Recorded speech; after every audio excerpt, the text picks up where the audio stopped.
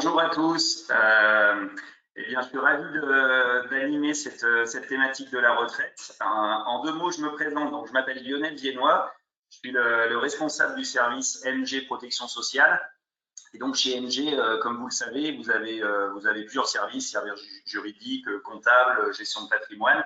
Et moi, je m'occupe de la thématique de la retraite et de la protection sociale. Voilà. C'est la première fois qu'on démarre ce genre de webinaire. Il nous a semblé chez MG qu'il était très utile pour vous d'assister à ce genre de mini-conférence, mini-webinaire, parce que le sujet de la retraite, c'est un sujet qui est préoccupant pour beaucoup de personnes. Moi, je le vois au quotidien depuis une vingtaine d'années maintenant. Donc, ce que je vous propose, c'est jamais évident de se parler à soi-même, donc c'est de vous donner des clés d'information, les moyens d'appréhender ce sujet-là qui est très technique en l'espace d'une heure pour aller sur des choses essentielles et qui puissent surtout vous être utiles dans vos prises de décision et dans votre stratégie de retraite et de fin de carrière. Voilà, c'est vraiment ça l'idée de ce soir. Donc, on va passer une heure ensemble. Si vous avez des questions, n'hésitez pas à m'écrire sur le chat. Et ce que je vous propose, c'est qu'on démarre. Et vraiment, voilà, ne vous gênez pas, il y a un chat pour ça. Si vous voulez m'interrompre, c'est fait pour. C'est parti. Alors, les questions récurrentes qui se posent pour vous en tant que dirigeant d'entreprise ou même salarié, tout simplement sans être dirigeant, c'est souvent les mêmes. Moi, j'ai pu constater sur le terrain, les questions qui reviennent de façon récurrente, c'est comment choisir ma date de départ en retraite. On a de plus en plus des régimes, des carrières qui ne sont pas linéaires, avec multiples régimes, salariés, travailleurs non salariés. Et le problème en France, c'est qu'on a à peu près 42 caisses de retraite qui ne fonctionnent pas de la même façon les unes avec les autres.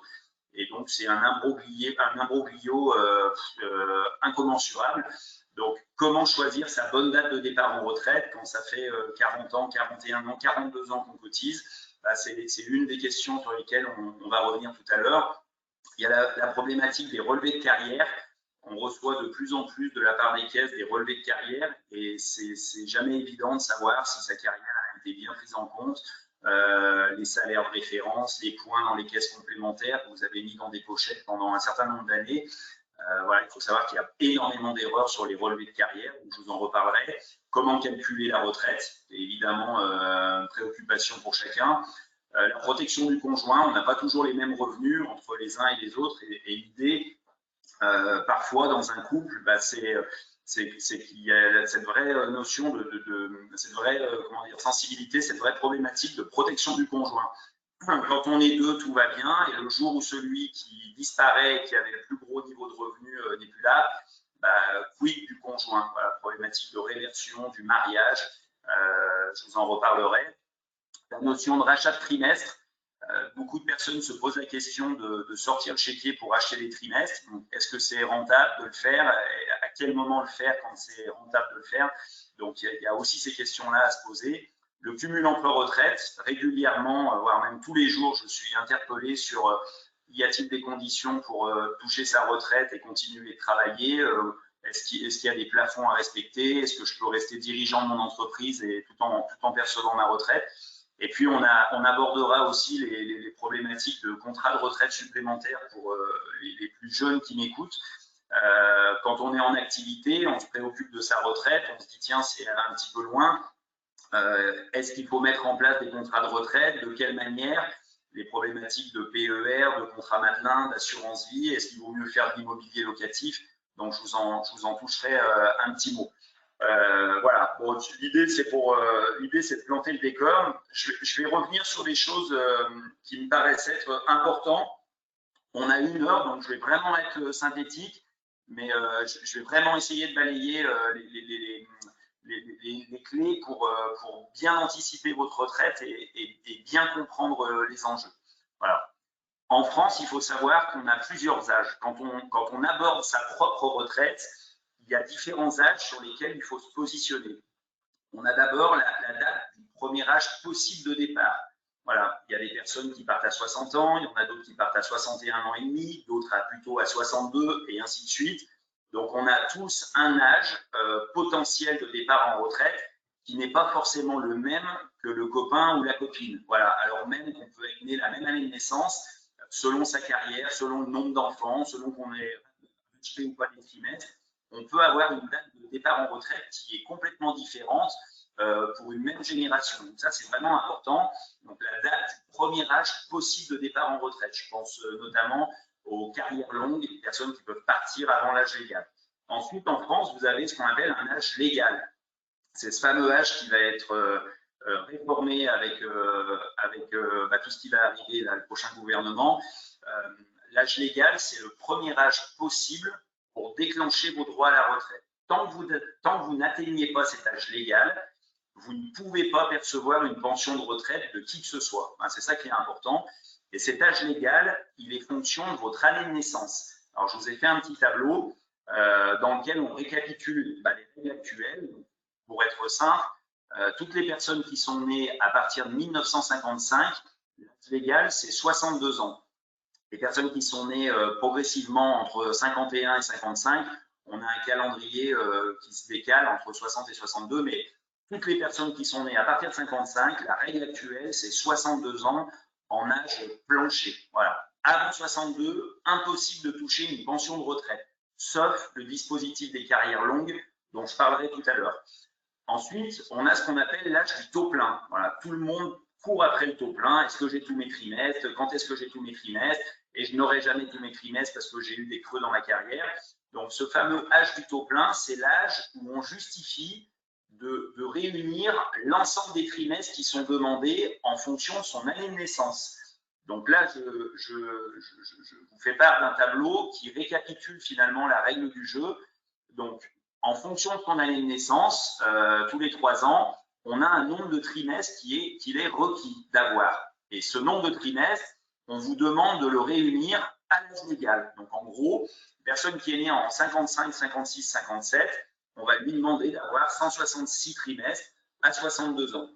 Les personnes qui sont nées entre 58 et 60, on va leur demander d'avoir un trimestre de plus à 62 ans. Et ainsi de suite pour les générations qui suivent. Et donc ça, c'est le fameux taux plein. Alors, une chose qu'il faut bien comprendre, c'est pas nécessaire d'avoir le taux plein pour déclencher ses droits à la retraite. Vous pouvez très bien arriver à 62 ans, ne pas réunir l'ensemble des trimestres nécessaires parce que vous avez une carrière soit un petit peu chaotique, soit vous avez fait de longues études et puis vous réunirez jamais les 40 ans de cotisation ou les 41 ans de cotisation à 62 ans. Donc, on peut tout à fait percevoir une pension de retraite sans avoir tous ces trimestres. Simplement, on va avoir des pénalités sur les niveaux de pension de retraite. Voilà. Ensuite, vous avez la date de l'âge du taux plein automatique. Ça, c'est important, c'est souvent oublié. Ça, c'est un peu, j'appelle souvent l'âge du rattrapage. C'est la voiture baleine. C'est à 67 ans en France, on a ce qu'on appelle un âge du taux plein automatique. Ça signifie quoi? Ça signifie que si vous n'avez jamais de quota de trimestre, sachez qu'en attendant 67 ans, vous obtiendrez un taux plein automatique sur toutes vos pensions de retraite et donc vous effacerez toutes les pénalités, alors même qu'il vous manque 20 trimestres, 25 trimestres, parce que vous n'avez pas une carrière linéaire. Et puis ensuite, ça c'est le plus difficile à calculer, on va dire, ou à déterminer. C'est pour ça que nous, chez MG, on fait ce type de calcul, ce type de bilan de retraite. C'est l'âge optimal de départ en retraite. Voilà. Et cet âge optimal, il se situe souvent entre 60 et 67 ans. Alors, je dis souvent, l'âge optimal, c'est lequel? C'est celui qui permet d'avoir un maximum de cumul de rente, de pension de retraite tout au long de sa vie durant, à partir de la retraite. En gros, il faudrait connaître sa date de décès pour savoir à quel âge il faut partir à la retraite.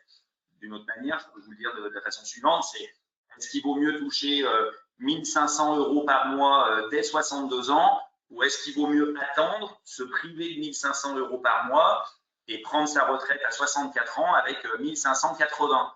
Est-ce que les 80 € par mois de plus, ils seront fortement amortis ou rapidement amortis par rapport aux 1 500 par mois que vous n'avez pas pris pendant 2 ans? C'est ça la vraie problématique. 1 500 x 12, ça fait 18 000, x 2 ans, ça fait 36 000.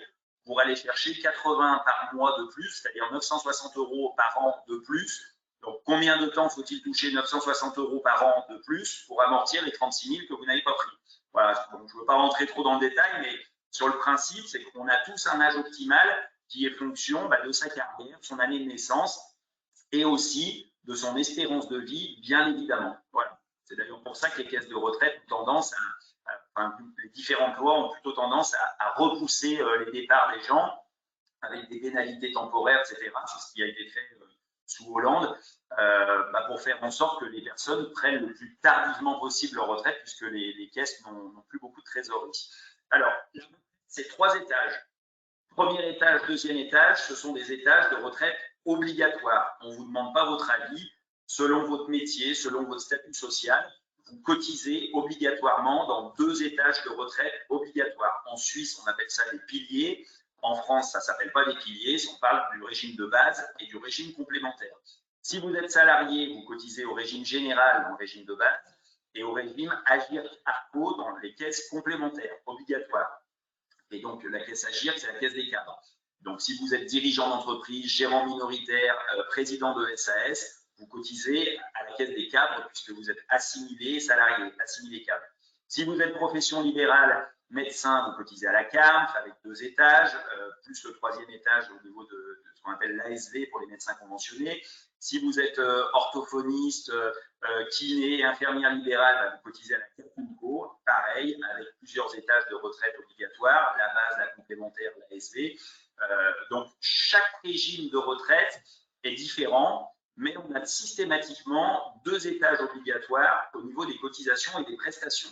Et puis, on a le 3e étage, où là, ce sont plutôt les banquiers, les assureurs, les courtiers en assurance qui s'en occupent. C'est ce qu'on appelle les contrats de retraite supplémentaires. PEE, PERCO, assurance vie, PER, retraite Madelin, tout ce que vous pouvez mettre en place de façon facultative. Et l'idée, c'est de booster votre revenu de fin de carrière par ces dispositifs-là qui souvent sont proposés avec des avantages fiscaux à l'entrée. Voilà, ça c'est le principe. J'espère que vous me suivez, j'essaye d'être concis et pédagogue.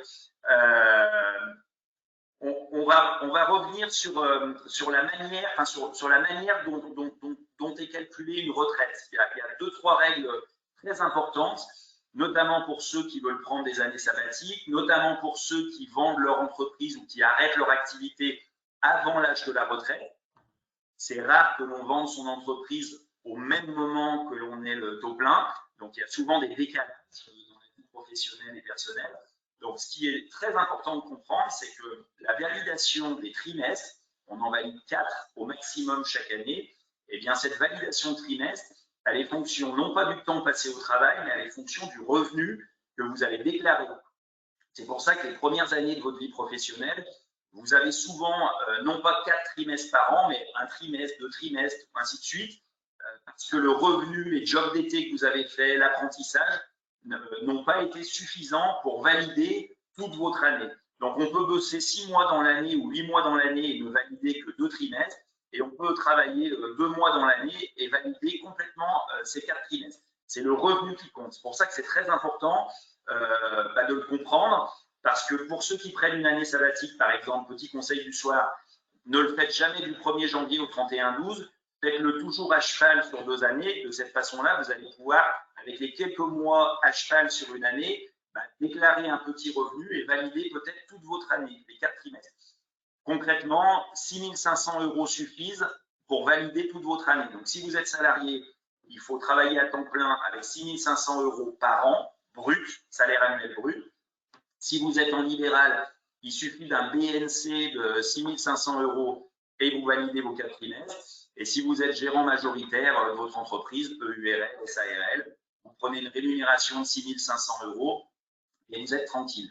Le service militaire, s'il y a des hommes qui ont fait le service militaire à l'époque, ils valident bien les trimestres. Donc, si vous avez fait un service d'1 an, vous validez 5 trimestres. Alors, comme on ne peut pas dépasser 4 trimestres par an, le 5e trimestre, il est souvent placé avant le service militaire ou après. Donc, il faut faire attention à ça. Ce service militaire, il est souvent oublié dans les relevés de carrière, mais sachez qu'on valide bien les trimestres au titre du service militaire. Les majorations pour enfants, pour les femmes qui m'écoutent ce soir, alors, en fait, on vous recrédite 8 trimestres de plus au moment où vous partirez à la retraite. Donc, un enfant, c'est 8 trimestres, 2 enfants, 16 trimestres, et ainsi de suite. Il n'y a pas de plafond. Donc, quelqu'un qui a 3 enfants, une femme qui a 3 enfants, c'est 3 fois 8, 24, 24 trimestres qui sont rajoutés en plus du total de trimestres que vous avez accumulé par votre travail. Voilà. Ces trimestres de majoration, il y a eu une réforme en 2017 qui a changé un peu la règle du jeu. Donc, tous les enfants qui sont nés avant 2017, c'est 8 trimestres pour la mère. Il y a quelques cas particuliers de veufs, de personnes, de parents isolés, tout ça, mais d'une façon générale, c'est 8 trimestres pour la mère, et c'est comme ça.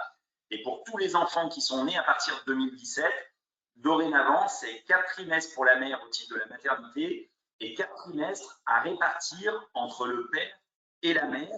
Et ça, alors, il y a des illuminés qui nous ont sorti cette règle du jeu. Il faut faire un courrier, il faut télécharger un formulaire CERFA et faire un courrier à la caisse de retraite. Il faut envoyer ce formulaire dans les 6 mois des 4 ans de l'enfant. Voilà. Si vous ne le faites pas dans les 6 mois des 4 ans de votre enfant, pour les enfants qui sont nés après 2017, eh bien, vous ne verrez pas, vous ne pourrez pas répartir les trimestres. Donc, sur le principe, c'est 4 pour la maman, 4 à répartir entre le père et la mère. Et si vous ne faites rien, c'est 8 trimestres comme à l'époque pour la mère. Voilà, ça c'est ce qu'on appelle les majorations pour enfants. Si ça ne figure pas sur les relevés de carrière que vous recevez actuellement, pas d'inquiétude. Le fait de fournir la copie du livret de famille au moment de la liquidation de vos droits à la retraite fera que ça vous rajoutera automatiquement les trimestres pour enfants. Donc, pas de panique. Le chômage, on valide un trimestre tous les 50 jours de chômage indemnisé. Donc, les personnes qui sont au chômage, dans le cadre de l'aide à la création d'entreprise, parce qu'ils changent de statut, parce qu'ils décident de créer leur boîte ou parce que vous avez eu un parcours à un moment donné où il y a eu des périodes de chômage, vous avez normalement la validation des trimestres pendant ces périodes-là. Idem pour les périodes d'arrêt maladie et de pension d'invalidité. Je vous rappelle, on est d'abord en arrêt de travail temporaire pendant 3 ans, donc ça peut durer 3 ans. Donc là, vous validez bien les trimestres en cas d'incapacité temporaire de travail. Et on valide aussi des trimestres, solidarité, en matière d'invalidité. Si on est déclaré invalide, on valide aussi des trimestres. Voilà, c'était quelques petites règles du jeu qui me paraissaient importantes.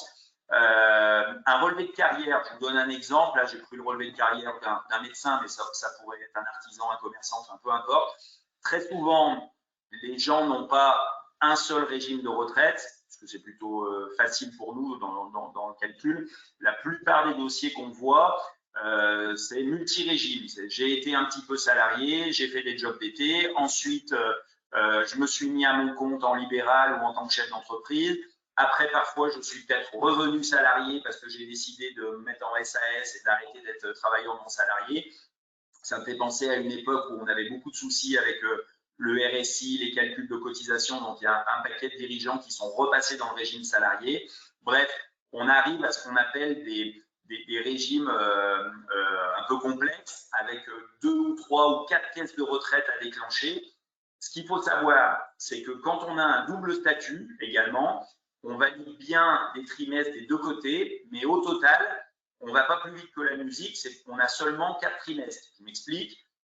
Là, dans le relevé de carrière que je vous ai fourni comme exemple, en 88, par exemple, cette personne, elle avait 4 trimestres au titre du régime salarié, parce qu'elle avait eu un salaire en salarié, 4 trimestres au titre de l'activité libérale, parce qu'elle avait un BNC, et 4 plus 4, ça fait toujours 4. Sinon, en gros, l'idée, c'est que le législateur a plafonné la règle du jeu.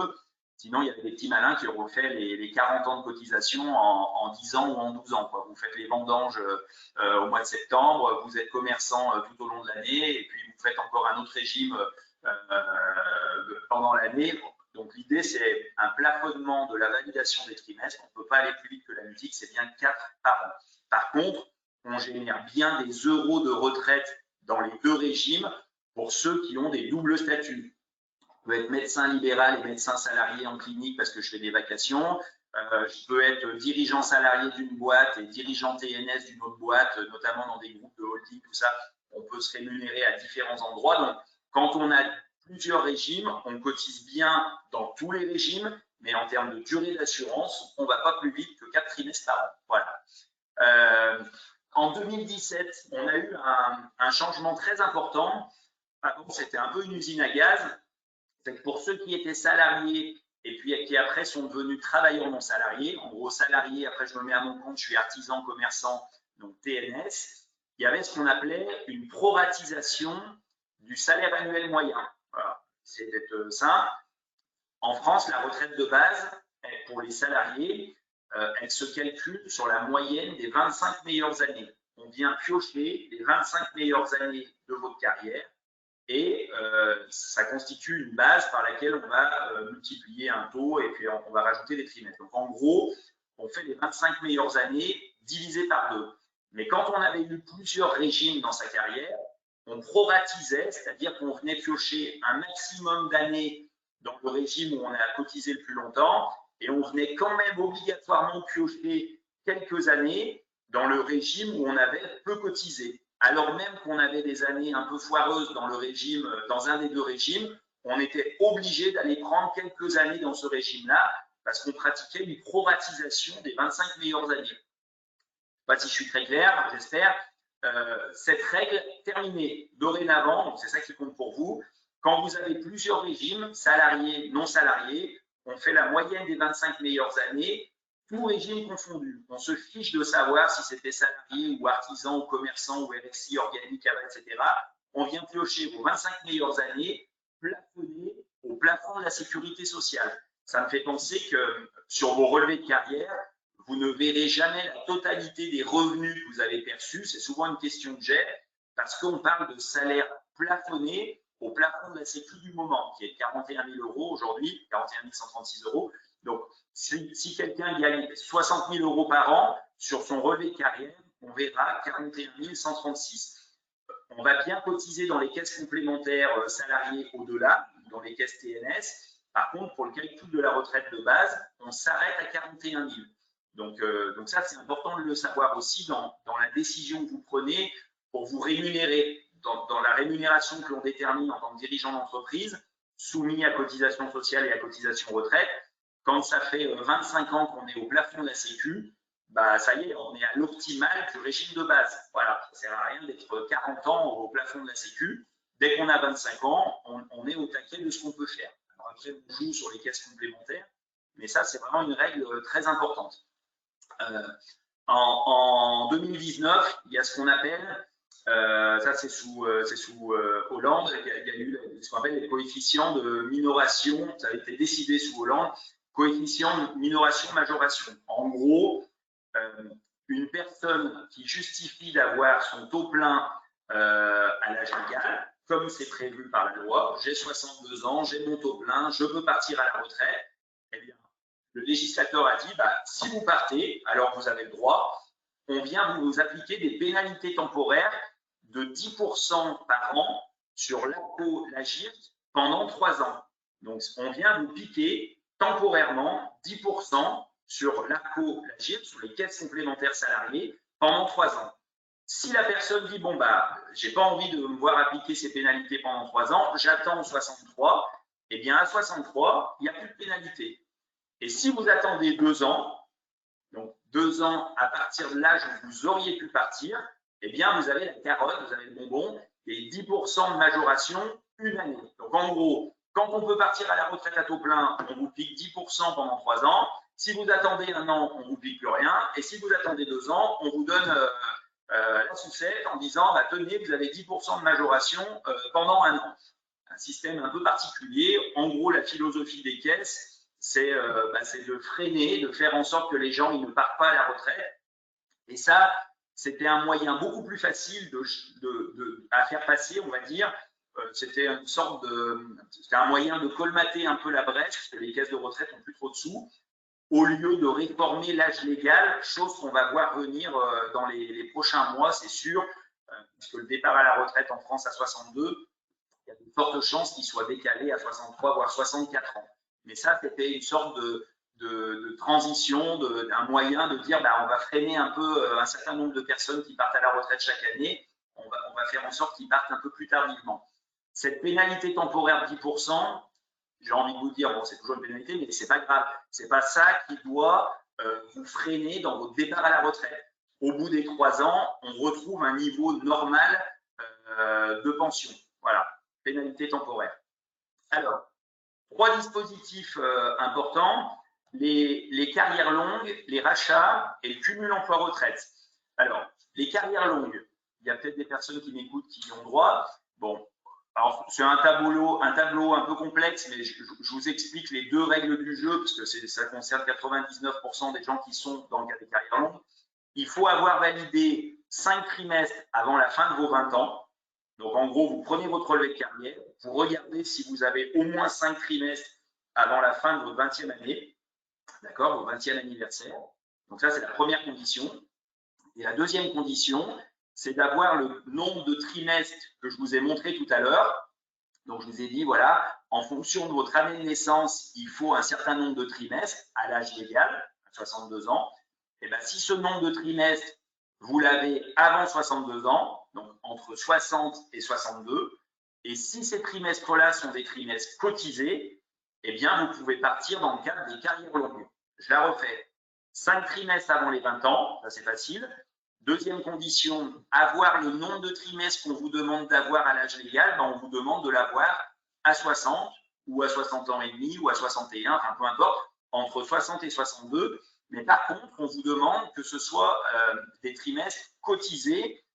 Donc, ça veut dire quoi, les trimestres cotisés? Ben, c'est des trimestres réellement payés avec votre compte pro.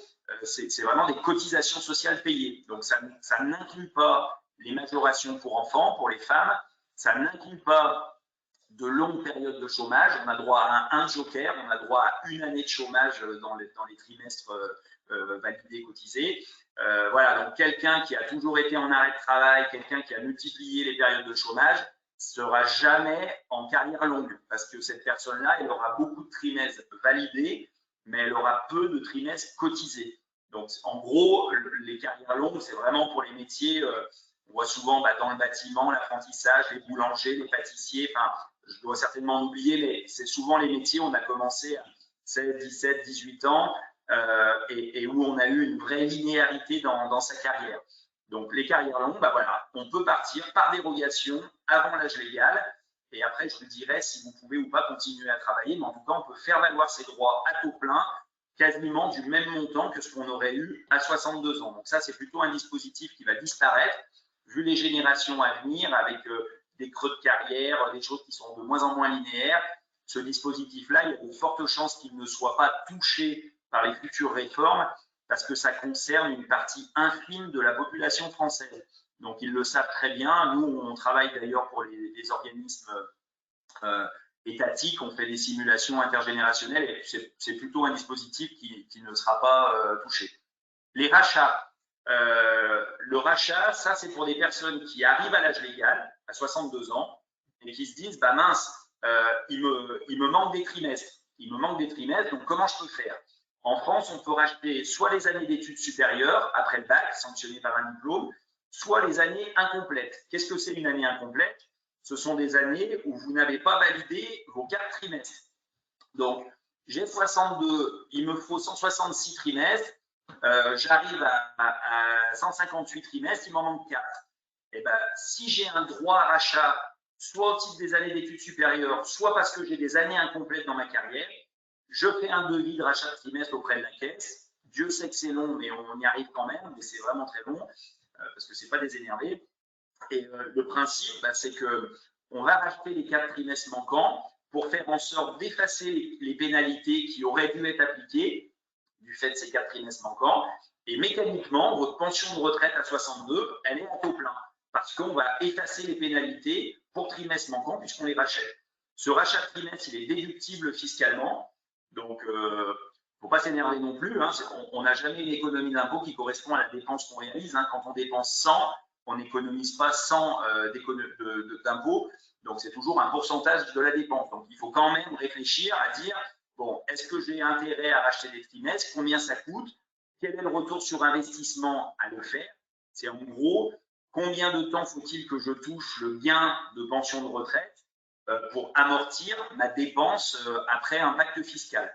Bref, je ne veux pas vous perdre là, mais le rachat de trimestre, pour ceux qui se posent la question de le faire, faites-le toujours 1 an et demi avant le départ à la retraite, parce que vous maîtrisez la règle du jeu, parce que les lois changent tout le temps. Vous savez que C'est notre sport national en France, l'instabilité fiscale et sociale. On est les champions du monde pour ça. On aime bien donner des leçons au monde entier. Et puis nous, on est les champions de la modification de la règle du jeu. Donc, attention, le rachat de trimestre, plus on le fait tard, plus ça coûte, c'est vrai.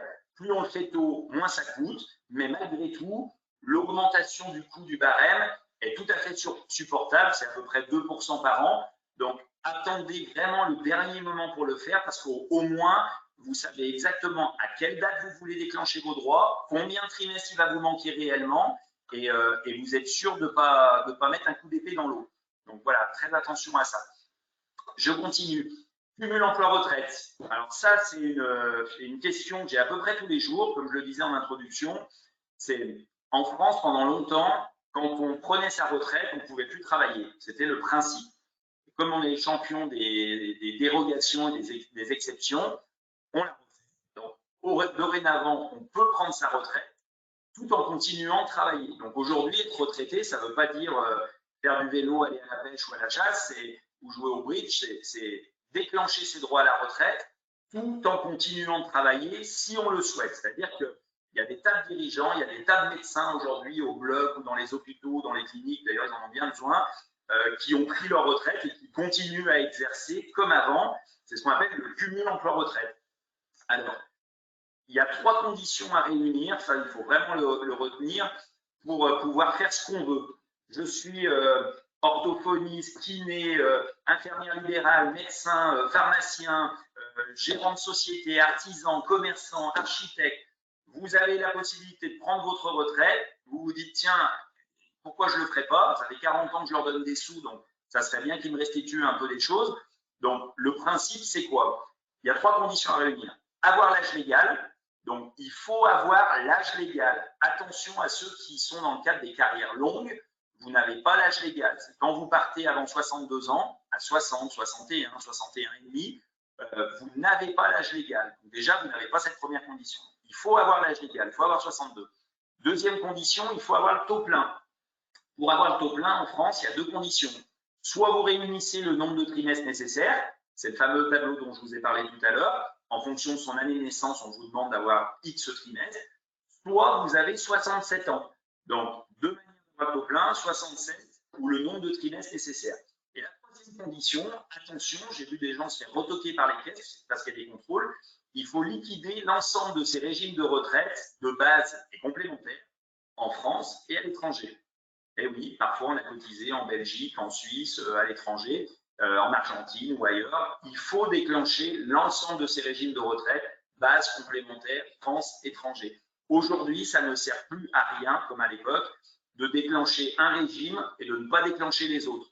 À l'époque, c'était sympa, on pouvait prendre une caisse de retraite et continuer à faire grossir les droits à la retraite dans une autre caisse. Aujourd'hui, quand on déclenche une caisse de retraite, ça fige l'ensemble du système. C'est terminé. C'est-à-dire que vous allez payer des cotisations à fond perdu qui serviront plus à rien.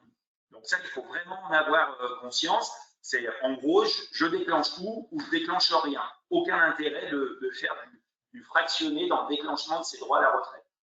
Donc, ces 3 conditions, ça permet aux dirigeants de faire ce qu'il veut. Il prend sa retraite et il continue à bosser comme avant.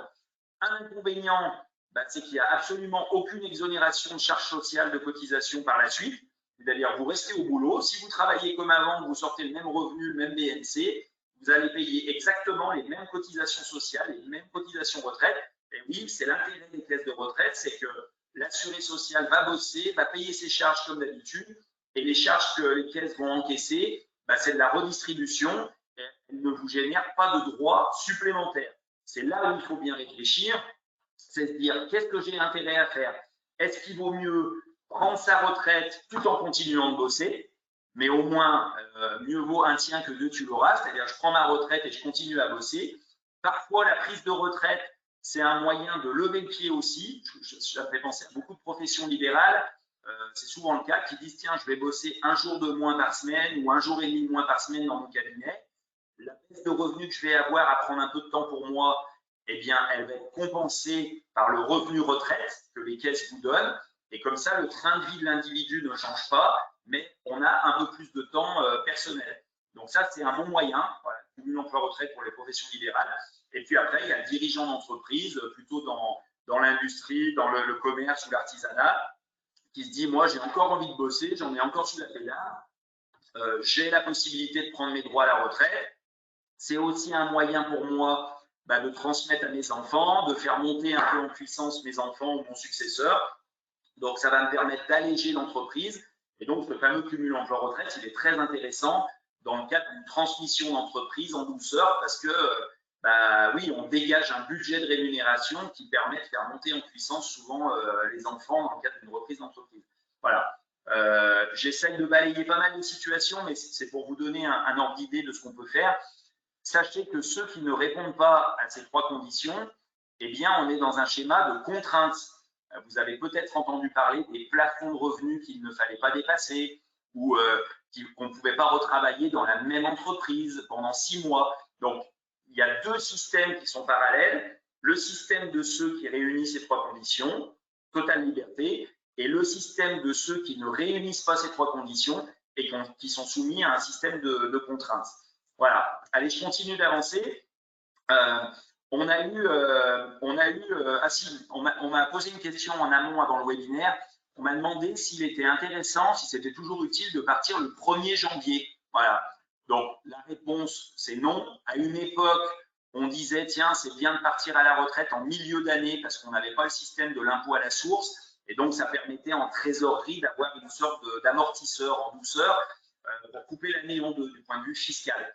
Aujourd'hui, partir un 1er janvier, le seul intérêt, c'est de valider toute son année juste avant, mais sinon, il n'y a absolument pas d'intérêt particulier, hormis si vous avez besoin de valider toute votre année, peut-être parce que vous n'auriez pas vos 25 meilleures années et que la dernière année, en gros, pour vous expliquer, si vous partez un 1er octobre de l'année considérée, l'année du départ à la retraite, ne comptera pas dans la moyenne de vos 25 meilleures années. C'est la règle du jeu.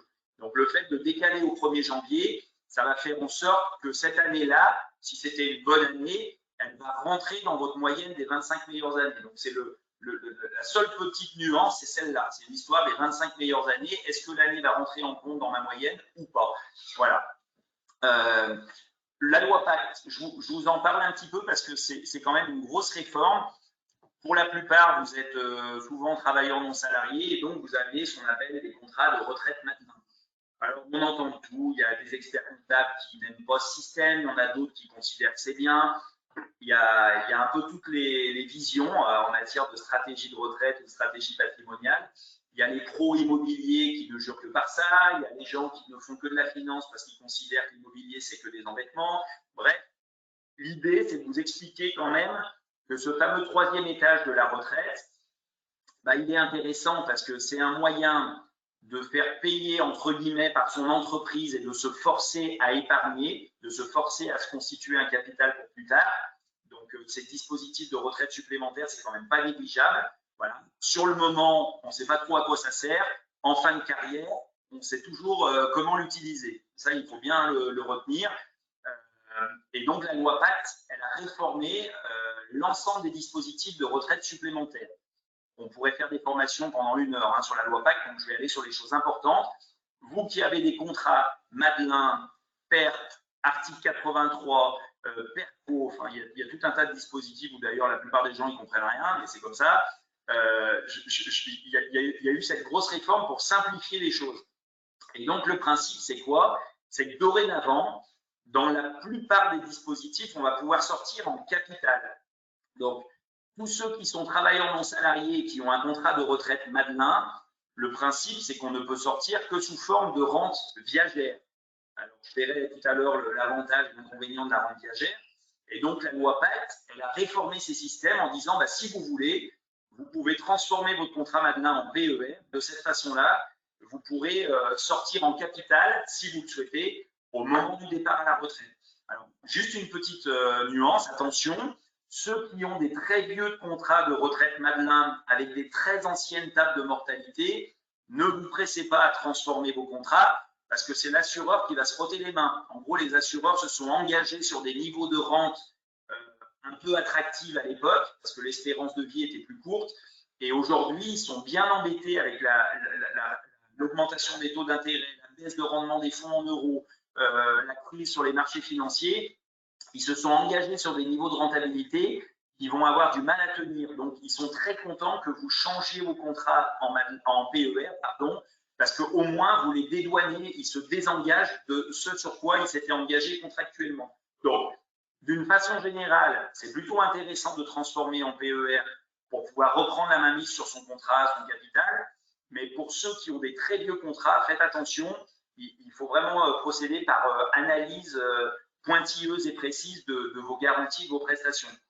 En 2 mots, la rente viagère, comme son nom l'indique, c'est viager. Donc en gros, j'accumule de l'argent tout au long de ma vie, je déduis fiscalement ma cotisation et pas socialement. Quand vous faites de la Madelin ou du PER par l'entreprise, vous déduisez fiscalement, mais pas socialement. C'est-à-dire que vous payez des charges sociales sur votre cotisation retraite. Vous accumulez un stock d'argent et au moment du départ à la retraite, l'assureur vous verse une rente viagère. Et cette rente viagère, elle mérite d'être payée tout au long de votre vie durant avec une réversion au profit du conjoint. Donc, moi, je trouve que cette rente viagère, elle est pas mal pour les gens qui sont peu gestionnaires, qui sont très dépensiers et qui n'ont pas trop de patrimoine parce que vous êtes sûr d'avoir chaque mois, tout au long de votre vie, un revenu, même petit, mais ce revenu tombera jusqu'à la fin de vos jours. En revanche, cette rente viagère, souvent, ça ne fait pas rêver, c'est pas très sexy. Pourquoi? Parce que quand vous faites le ratio du capital que vous avez constitué et de la somme que l'assureur va vous donner à vie, vous vous dites, tiens, il ne se mouille pas trop, l'assureur, il faut vivre au moins 25 ans ou 26 ans pour récupérer les sous. Donc, c'est là où l'opportunité de la transformation en PER est intéressante, c'est que vous avez le droit de transférer votre argent sur un PER, de transformer votre contrat en PER, il n'y a pas de problème. Et de cette façon-là, pour ceux qui n'étaient pas très à même d'accepter une rente viagère ou qui n'étaient pas très contents de la prestation, pas de problème, vous transformez en PER et de cette façon-là, vous sortez en capital au moment du départ à la retraite et ce capital, vous n'êtes pas obligé, vous n'avez pas intérêt à le prendre en une seule fois parce qu'il est fiscalisé. Attention, si vous avez 100 000 € dans un contrat et que vous prenez 100 000 à la retraite, vous allez monter dans les tranches d'impôt puisque la totalité de l'argent que vous récupérez est fiscalisé dans le barème progressif. Donc surtout, l'intérêt, c'est de plutôt sortir en capital fractionné sur un nombre d'années que vous jugez intéressante en fonction de votre espérance de vie, en fonction de vos besoins. Et je trouve que ce n'est pas idiot parce que, comme vous le savez aussi, on n'est pas éternel. Et c'est souvent dans les 15 premières années de sa vie de retraité qu'on a envie de maintenir un pouvoir d'achat sympa, parce qu'après, on se calme un peu très souvent. Et donc, ce PER, il permet de consommer finalement son capital sur un nombre d'années que l'on choisit. En gros, vous avez compris, d'un côté, la rente viagère, c'est l'assureur qui décide de votre destin. C'est lui qui va déterminer le montant de la prestation à vie. De l'autre côté, dans le PER, c'est vous qui reprenez la mainmise sur votre épargne et qui décidez de quelle manière vous allez la consommer et surtout en combien de temps. Voilà. L'inconvénient, comme je l'ai dit tout simplement, quand on a tout dépensé, il n'y a plus rien. Donc attention aussi pour ceux qui dépensent rapidement l'argent.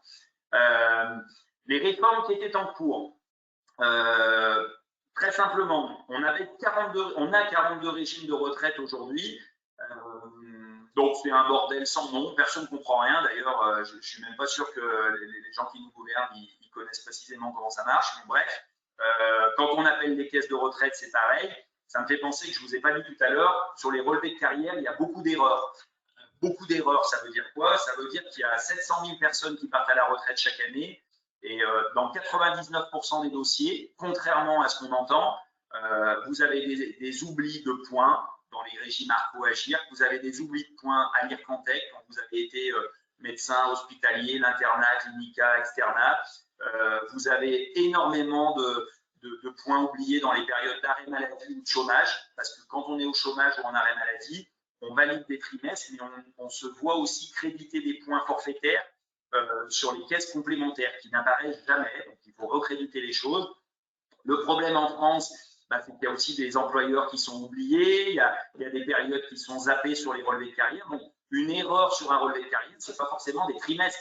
La plupart des grossières erreurs, ce sont des points dans les caisses complémentaires qui ont été oubliés.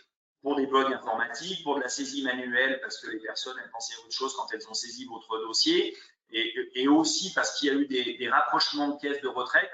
Donc, faites très attention. Une caisse de retraite, elle n'est pas là pour vérifier votre carrière, elle est là pour exécuter votre demande. Donc, c'est important de se poser et de vérifier, et surtout quand il y a des erreurs, il faut que vous apportiez la preuve que la caisse s'est trompée. Alors, vous allez me dire, des fois, on se pince, on dit, mais c'est pas possible.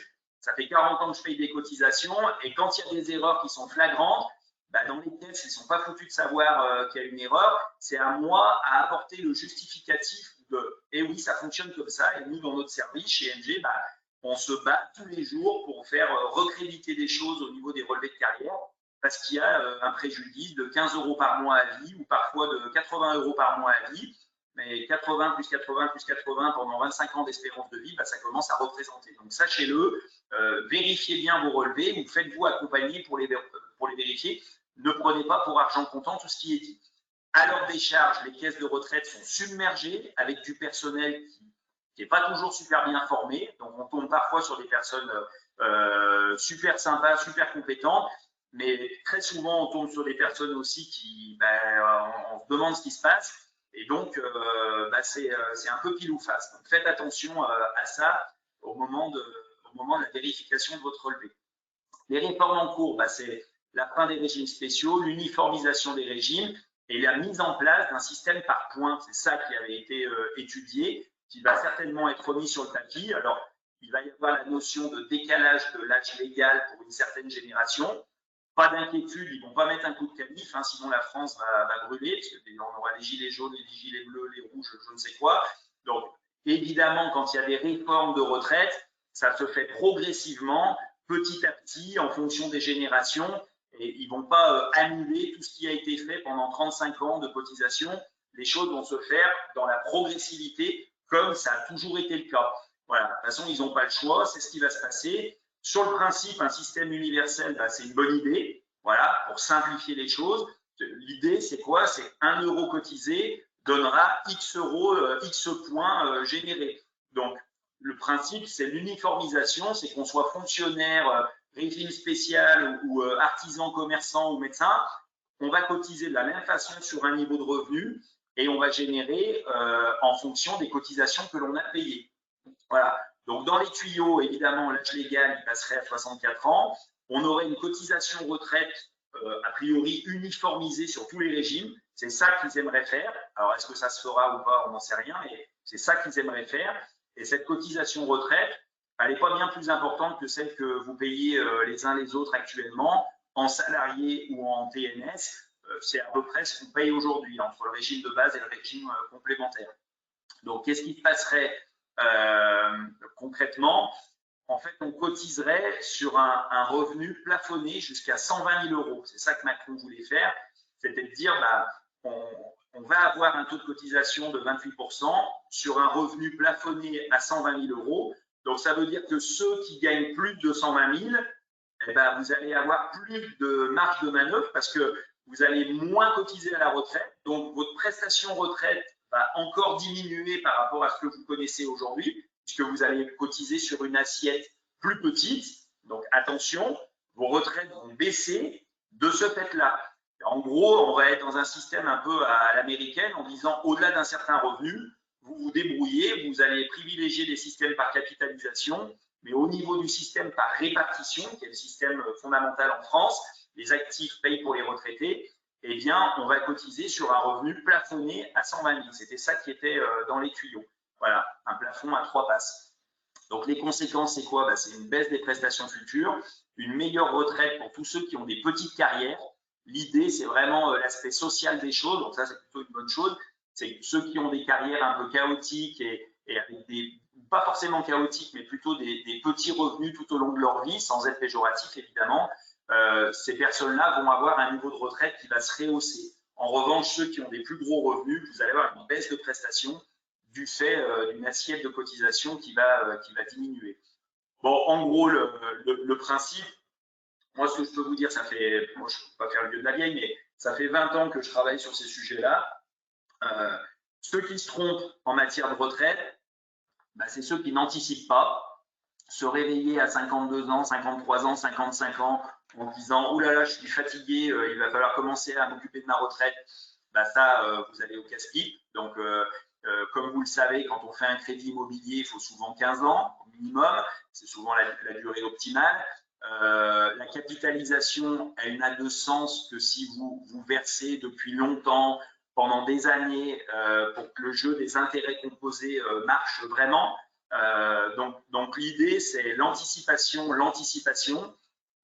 Prenez en compte qu'un jour, vous allez certainement subir votre fin d'activité. Et la réussite professionnelle, en dehors d'autres aspects, c'est choisir sa fin d'activité. Il n'y a rien de plus formidable pour un dirigeant d'entreprise que de décider soi-même sa fin d'activité, alors même que l'on a ou pas tous ses trimestres. Il y a des tas de dirigeants, et on le voit de plus en plus dans ce monde un peu fou qui devient compliqué dans les rapports humains. On voit des dirigeants fatigués, des professions libérales fatiguées dans la relation humaine, et donc on voit des personnes qui ont envie de s'arrêter tôt parce que ça devient de plus en plus oppressant, ce monde professionnel.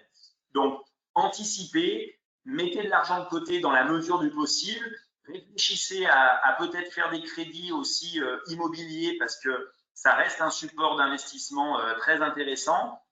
Et plus vous anticiperez, plus ce sera facile à un moment donné d'être désendetté, de choisir votre fin d'activité et de maîtriser cette fameuse chute de revenus. C'est ce qu'on appelle le taux de remplacement dans notre jargon. Quel est mon dernier niveau de revenu professionnel et quel est mon premier niveau de revenu de retraité? Ce qu'on appelle le taux de remplacement, le pourcentage de retraite par rapport au niveau de revenu que l'on avait. Donc, pensez bien à ça. Ça ne vaut pas le coup de mettre en place un PER si on a 53 ans. Alors, la réponse, c'est oui, c'est une très bonne question. Oui, ça vaut le coup parce que comme dans le PER, vous allez sortir en capital, c'est intéressant de le faire parce que vous n'êtes pas soumis à un assureur qui va vous rendre votre argent sur 25 ou 27 ans. Dans un dispositif Madelin, à 53, 54, ça commence à être vraiment tardif. Donc, je vous aurais dit non, il vaut mieux ne pas faire. En revanche, dans un PER, oui, faites-le, parce que vous allez avoir et l'économie d'impôt en activité professionnelle, et au moment du départ à la retraite, vous allez pouvoir récupérer votre capital en le fractionnant, et souvent, pour la plupart des individus, avec une tranche d'impôt qui va diminuer, puisque quand on est à la retraite, on a souvent un niveau de revenu plus faible, et donc une fiscalité plus faible. Donc oui, vous pouvez y aller à 53, ça vaut le coup de le faire. Voilà. Donc, les règles essentielles, les relevés de carrière ne sont pas forcément justes. Faites attention, vérifiez-les. Pour prendre sa retraite, je terminerai là-dessus. Il faut s'y prendre à peu près 6 mois à l'avance. Rien ne se fait automatiquement. Rien ne se fait automatiquement. C'est une galère pas possible. C'est insupportable. Dès qu'on a eu 2, 3 caisses de retraite, c'est insupportable, c'est infernal. Voilà, il faut sans arrêt relancer. Donc, l'histoire de dire j'appuie sur un bouton, il y a tout qui se passe. Non, il n'y a rien qui se passe. Et quand on appuie sur un bouton, c'est le début des endettements. En gros, il n'y a aucune caisse de retraite qui se met en relation les unes avec les autres. Il faut sans arrêt relancer, appeler, envoyer des recommandés. Donc, aujourd'hui, pour prendre sa retraite, il faut le faire sur le site de l'assurance retraite. Donc, le conseil que je peux vous donner, c'est créez votre compte sur l'assurance retraite. C'est facile, en 5 minutes, vous le faites. Donc, c'est vraiment très bien fait. Parce que de toute façon, le jour où vous allez demander votre retraite, il faudra passer par ce site-là. Voilà. Donc, ce qui est bien fait aujourd'hui, c'est que dans un même site, on peut demander la retraite de toutes ces caisses de retraite en une seule demande. Le problème, c'est qu'une fois qu'on a appuyé sur le bouton, et bien ensuite, on a tout un tas de courriers de différentes caisses. Et là, c'est le début des embêtements. Donc, faites attention, quand on prend sa retraite, on n'a pas sa retraite le lendemain. On a souvent un décalage. Il y a des personnes qui attendent leur retraite depuis 6 mois, 5 mois. Les rachats de trimestre, avant d'avoir un devis de rachat de trimestre, des fois, ça prend 6 mois, 8 mois, 1 an. Enfin, c'est infernal. On a des clients qui veulent payer leur rachat de trimestre. Ils sont prêts à faire le virement et ils attendent, et ils attendent, et ils attendent. Et en attendant, ils auraient pu prendre leur retraite, mais ils ne peuvent pas. Donc, voilà, vraiment, le maître mot en matière de retraite, c'est l'anticipation. Voilà. Je ne sais pas si vous avez des questions, n'hésitez pas sur le chat. S'il y a des sujets que vous voulez que j'aborde, vous donne quelques petites minutes là pour me les poser si vous le souhaitez. Si vous n'en avez pas, c'est peut-être que j'ai été assez clair. En tout cas, voilà, chez MG, notre idée, c'est d'être toujours punchy sur des sujets compliqués, d'essayer de vous donner les moyens de la réflexion. Et on va faire en sorte d'organiser ce rendez-vous mensuel sur différentes thématiques. Voilà, thématique de la retraite, thématique de la prévoyance, thématique de la défiscalisation, thématique du placement d'argent, comment placer son argent. Ça paraît tout bête, mais en fait, on se rend compte que les gens, ils savent pas trop. Ils ont des sous, ils savent pas comment les placer. Ils ont des relevés de carrière, ils savent pas comment les lire. Donc, on va vraiment essayer de faire ce rendez-vous-là mensuel. Comment vérifier si le nombre de points est bon? Alors, j'ai une question sur le chat. Nous, on a les outils en interne qui nous permettent de vérifier si en telle année vous avez eu X francs de salaire, est-ce qu'on vous a bien crédité du bon nombre de points dans les caisses complémentaires? Ça, il faut être professionnel du sujet pour le savoir. Après, il y a un moyen très simple. Vous regardez vos points dans les caisses complémentaires et parfois vous voyez une baisse du nombre de points sur l'Arco-Lagir, par exemple, qui peut vous sembler bizarre. Très souvent, vous n'allez pas vous tromper, c'est que cette baisse de points, elle est liée au fait que tous les salaires de l'année n'ont pas été bien déclarés, et donc il faut fournir les bulletins de salaire aux caisses de retraite pour régulariser les erreurs. Voilà. Donc quand il y a des erreurs, il faut faire un courrier à votre caisse de retraite, souvent à la CARSAT, ou à la caisse complémentaire Arco Agir, ça peut être Clésia, la Mondiale ou d'autres, pour leur signaler l'irrégularité et il faut leur fournir la preuve de ce problème-là. Je n'ai pas parlé des réversions. On a souvent des questions sur les réversions. Sachez qu'en France, le fait d'être marié, vous générez automatiquement des droits de réversion au profit du conjoint. Donc, avant de signer des contrats d'assurance qui coûtent parfois assez cher en termes de garantie à fonds perdus pour protéger le conjoint, en rente de conjoint ou en capitaux décès, se marier, c'est aussi une manière de protéger le conjoint puisque vous générez des droits de réversion à vie et c'est beaucoup moins coûteux de payer l'apéro du mariage que de payer le contrat d'assurance pendant des années à fonds perdus. Pensez-y, pour ceux qui notamment restent en concubinage pendant des années, nous chez MG, on aime bien faire marier les clients parce que c'est aussi un moyen de sécuriser le conjoint.